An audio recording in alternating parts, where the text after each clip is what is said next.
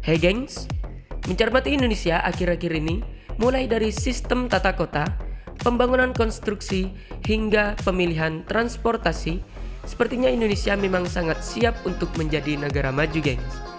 Nah, pada tahun ini, Indonesia semakin menunjukkan ketertarikannya terhadap kehadiran kendaraan listrik.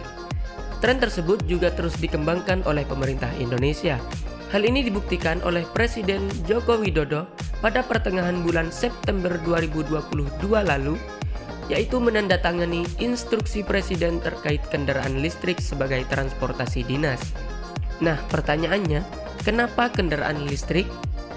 Kendaraan listrik di Indonesia semakin hari semakin banyak digunakan, gengs.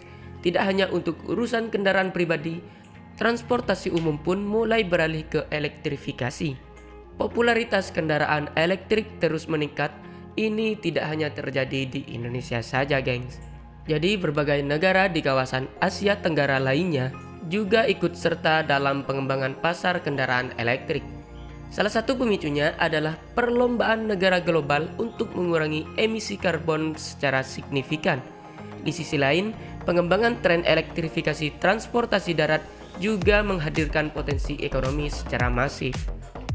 Berdasarkan analis International Renewable Energy Agency, pada tahun 2025 ini, kendaraan listrik di kawasan Asia Tenggara mampu mencapai 20%.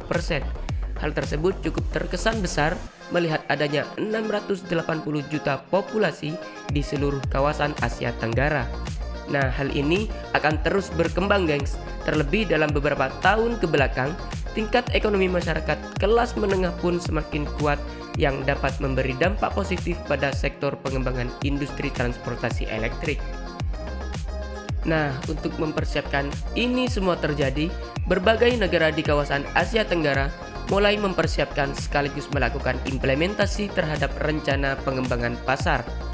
Nah, pengembangan pasar kendaraan elektrik ini, beberapa negara mulai mengambil langkah industrialisasi komponen dan material yang mendukung infrastruktur kendaraan listrik. Infrastruktur yang dimaksud ini, gengs, diantaranya adalah ekspor bahan mentah, produksi baterai dalam negeri, peningkatan pusat pengisian daya, hingga masih banyak lagi, gengs.